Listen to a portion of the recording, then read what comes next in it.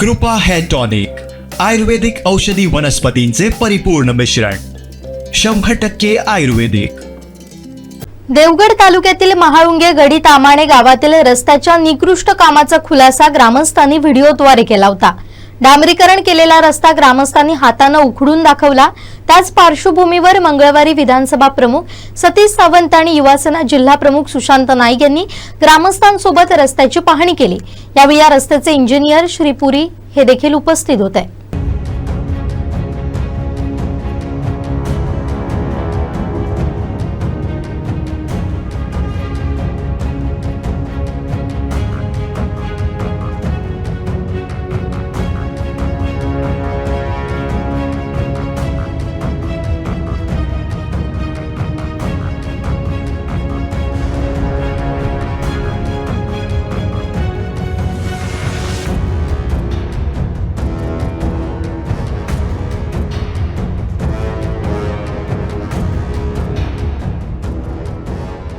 मी आत्ताच एक हे करायला घेतलं. आता जर तिथे बीबीएम केलं, तिथे हे केलं तर सगळं पावसात ते वाहून जातं तिथे.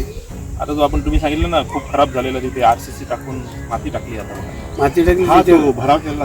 तो हो, तो पहिला रस्ता कधी आता ह्याच वेळी करणार आहे की ह्याच वेळी करायचा आहे, पण तो भराव जरा उंच आहे आपला, म्हणजे 1.5 मीटरचा साहेब. एक पाऊस खाल्ल्याशिवाय कसा काय तो होणार, सगळं वाहून जाईल. हा, मग त्यासाठी ठेवलंय तो. ऍक्च्युअली आता ते 2-3 वेळा रोलिंग केलं. मागच्या वर्षी केलं पाहिजे. एवढे मोठे खड्डे पडले, त्याला पाणी मारलं.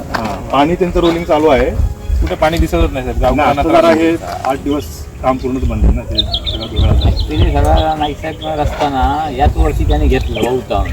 आधी काय त्यात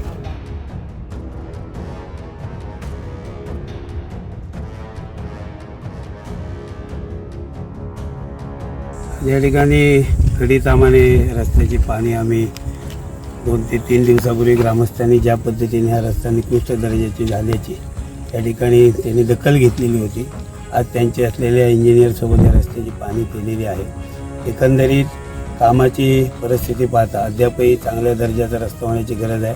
या संदर्भात प्रधानमंत्री ग्राम सडक योजनेचे कार्यकारी अभियंता भोसले यांच्याशी आम्ही चर्चा करणार आहोत. पुरेसं मनुष्यबळ या रस्त्यानं त्यांनी देण्याची गरज आहे.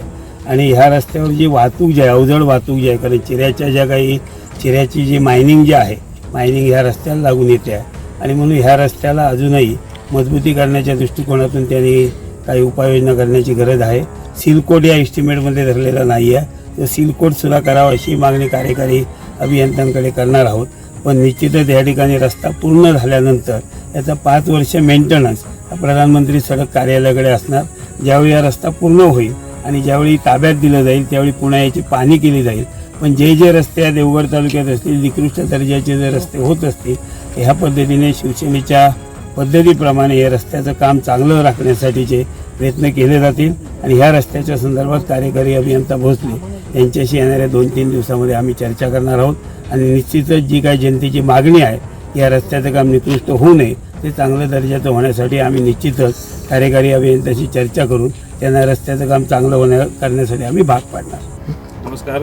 हा पंतप्रधान सडक योजनेचा म्हाळुंगे ते गडी तामाणे हा रस्ता या ठिकाणी जवळजवळ 4.70 किलोमीटरचा आणि 4.5 कोटीचा 4.5 कोटीचा हा रस्ता आहे. आणि काल गडी तामाणे या ठिकाणी काही ग्रामस्थांनी हा रस्ता निकृष्ट दर्जाचा झाला, यामध्ये सोशल मीडियावरती पूर्ण क्लिप व्हायरल झाली होती. त्या दृष्टिकोनातून आम्ही सर्व शिवसेनेचे पदाधिकारी असतील आणि सर्व आमचे तालुका प्रमुख आमचे सतीश सावंत साहेब असतील आणि ग्रामस्थ असतील इथले, यांनी पाहणी केलेली आहे.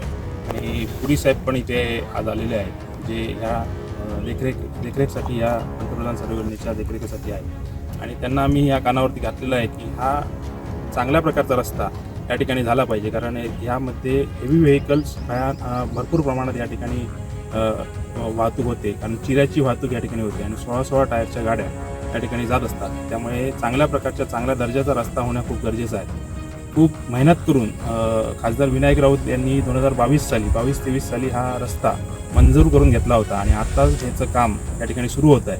त्यामुळे खरं म्हणजे हा रस्ता शिवसेनेच्या काळात झालेला आहे आणि चांगल्या प्रकारचं काम व्हावं आणि ग्रामस्थांची पण इथली मागणी आहे आणि आमच्या सर्व पदाधिकाऱ्यांची सुद्धा मागणी आहे की चांगल्या प्रकारचं काम या ठिकाणी व्हावं.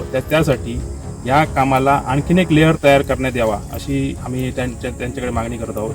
तर तसंच या ठिकाणी या कामावरती सिलकोट पण करण्यात यावा अशी पण मागणी आम्ही वरिष्ठ अधिकाऱ्यांकडे करणार आहोत आणि ती मागणी मान्य करण्याचं त्यांनी आश्वासन आम्हाला दिलेलं आहे.